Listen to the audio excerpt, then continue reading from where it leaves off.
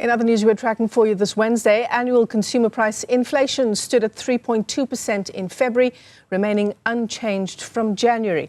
Despite this, consumers remain under pressure as the cost of living continues to rise. Let's check in with our business reporter, Ntokozo Khumalo, who is tracking the story. Ntokozo, good afternoon. Where did we see prices tick up in these first 2 months of the year?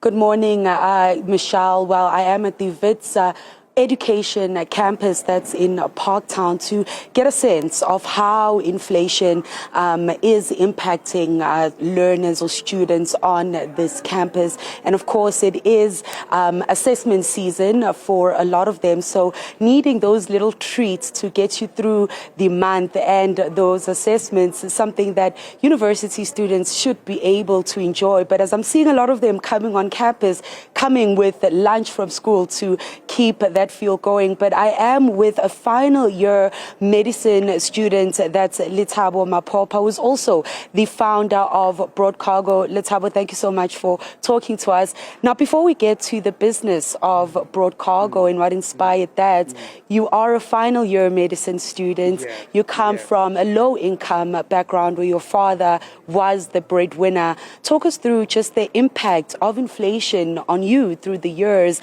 but also particularly now, as you know, you try to get the year going and sustain yourself on campus. I truly appreciate a lot for that question. And I do feel like inflation affects us a lot here at WITS University, especially considering the accommodation places. Accommodation places are so expensive. And then like back in 2023, I was staying in Bramfontein Res.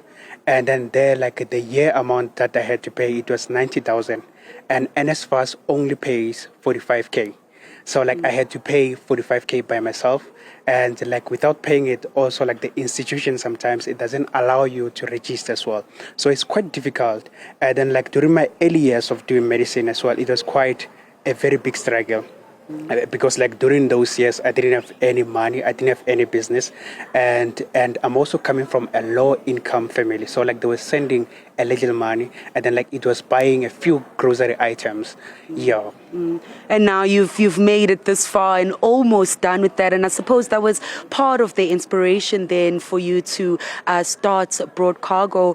Talk us through that business and the solution that you are bringing onto the market. I understand your father owned a Spaza shop himself. No, like my father was a Spaza shop owner, and he was a sole bread owner, like a breadwinner in the family.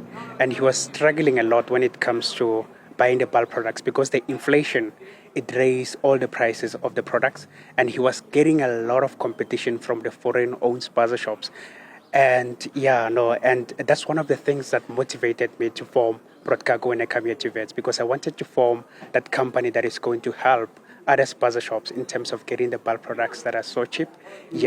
So I suppose building that resilience, let's have a little bit of being a student, but thinking about how to secure your future and while also giving that service. So where's the business now? Tell us a little bit about your clientele. You did send me to a few, but talk us through just your clientele and how inflation then impacts their business and how the business helps, reduce that cost a little bit. Great. So like Broad Cargo is basically an e-commerce that assists the Spaza shops to get the bulk products on our e-commerce site. And we also host the workshops whereby we teach the Spaza shops about the food hygiene so that like we can prevent this thing of food poisoning as well. And like so far we've impacted around 500 Spaza shops. So like we're always visiting the Spaza shop communities whereby like we teach about financial literacy and also like the way of food hygiene as well, because like there was this trending issue of food poisoning, especially last year, December. So like at Broad Cargo, we want to address those kind of issues as well. And inflation, it was affecting the Spaza shops a lot, especially like when it comes to the goods like potatoes. The prices were very high, especially last year around October. Prices were very high for potatoes, and for those Spaza shops who sell the products like quotas were severely affected because the potato prices were very high. And I feel like tackling this issue of food poisoning, it doesn't need us to look at at the food products alone. So I feel like inflation as well, it also plays a role when it comes to like food poisoning. Because for example, let's just say now like the products now are not very affordable for some of the Spaza shops. Then those Spaza shops now, they've got more chances of settling for low quality products because more of the products are not affordable. So that's why as a country, if we need to address things like the food poisoning, we need to address it in a holistic way, where we just make sure that we regulate the Spaza shops and also to make sure that we also help them in terms of the products as well. Yeah. Thank you so much, Lethabo, for that. Lethabo Mapopa, of course, Michelle is the founder of Broad Cargo, taking some of his experience as a final year student here at WITS of really struggling with that ticking up of inflation and the rising cost of living, but also the struggles that he saw his own father go through, who owned a Spaza, serving the community in Limpopo and trying to then find a solution to that. I will be heading out to Soweto to speak to one Spaza shop owner to really get an idea of where inflation has hurt the pockets and what products consumers are pulling back from, because of inflation. Michelle.